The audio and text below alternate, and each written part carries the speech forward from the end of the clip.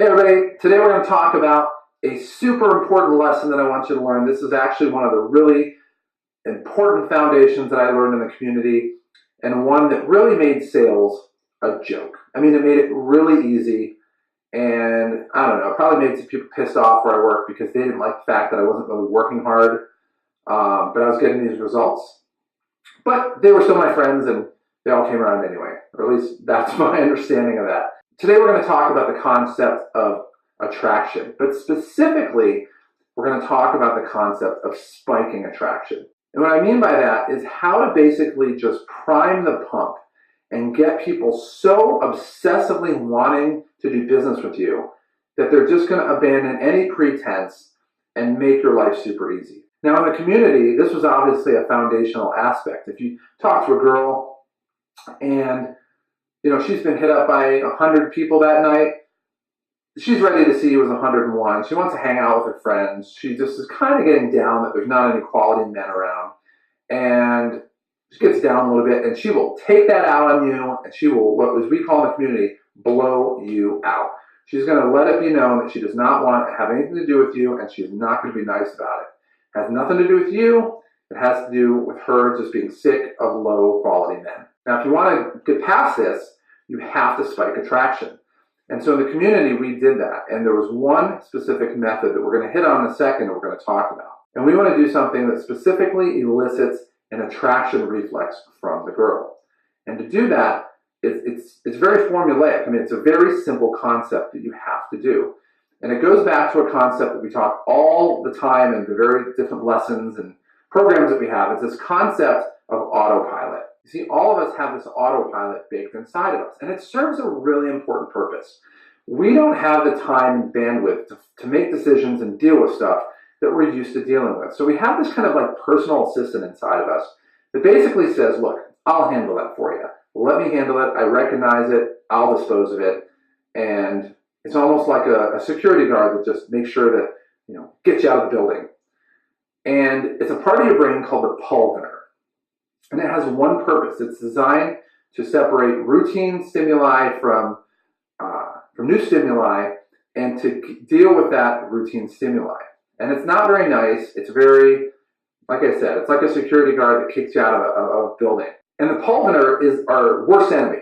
As if you're in sales, you do not want to have to do anything with a pulvinar because the pulvinar never buys. It's just very simple. So what you want to do is you want to obviously make sure that this autopilot, this pulvinar is never triggered and this autopilot is never engaged. And so to do that, you have to spike attraction. But how do you do that? Well, in the community, there was a concept that we used all the time, and it was really fun.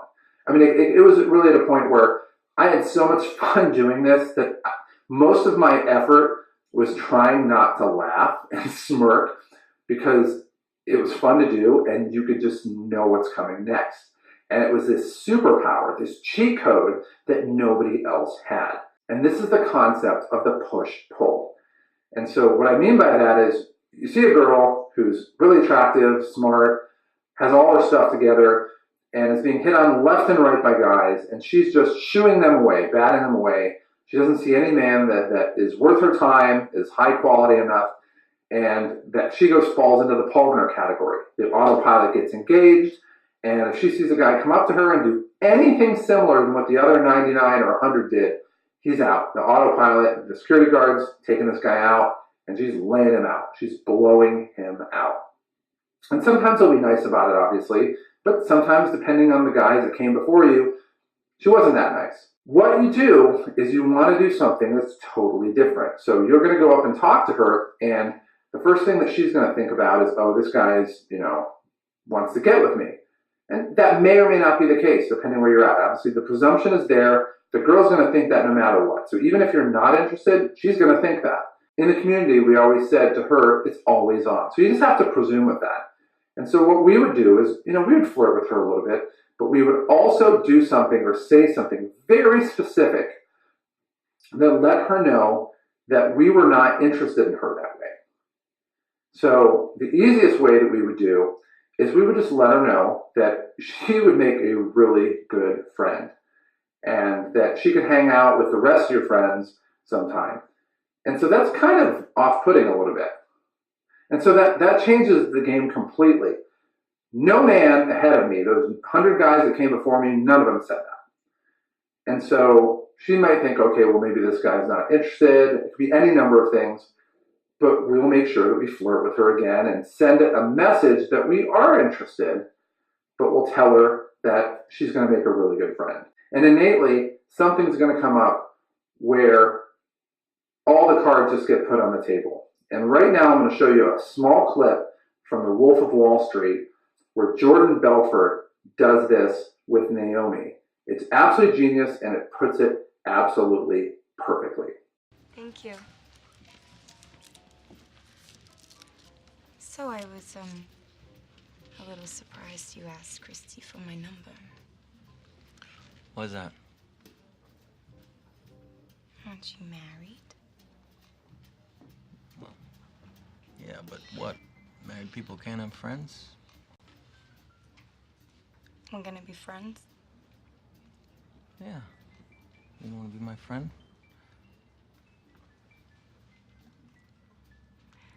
We're not gonna be friends. So we see this obviously in real life. We see this, the lessons that we learn in the community. But I know you guys are like, okay, Matt, that's great. But how do I do this in sales? Well, it's the same thing. In the community, it's the girl's presumption, probably right most of the time, that the guy really wants to date her, go out with her, take her home, any number of things. In sales, it's about inking the deal. It's no different. And so just like them, you and I, when we meet a pretty stereotypical salesperson, our immediate thought is, oh, this guy just wants to sell us something. But when we go out and we're actually letting them know, we might do some things that indicate that, hey, it might be really cool if we did business, but we're actively stating something that lets them know that we're not trying to sell them. It disrupts that pattern in their mind. The pulvener cannot take over, and the autopilot cannot be engaged. And what it does is it forces the person you're talking to have an honest conversation with you. And the thing is, most people are so ultra dependent on the pulvener that they don't know how to react. It's no different than the scene that I just showed you. And so it's at a point where they don't know what to do, and you get to actually direct the encounter and design the encounter. Now, let's be honest. If you have somebody that doesn't know what to do and they're looking to you for guidance on how to act, I think we probably have a couple ideas how we want the next couple moments to proceed. And what it does is it allows you to really design the rest of the encounter, to really shape how they view you, and to give them active things that they can do to demonstrate compliance to their belief in what you're telling them. And when they believe it, they're going to do what you tell them 100% of the time. Let's say it was 95% of the time, and I had a few people that didn't do it. That's fine.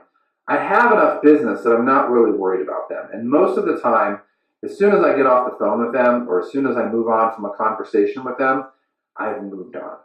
It's the element of the art of the walkaway that we talk about in the sales cheat code. So when we're talking to people, the one big takeaway you want to consider is that the enemy of everything you're doing is the pulvener. It's that autopilot. The pulvener doesn't buy and the autopilot doesn't buy. So if they turn on one of those two, you're done. It's over, and it's very difficult to get back. But if you can prevent it from happening to begin with, the sales process gets super easy. And now it's not about selling people, but selecting people who you really want to do business with.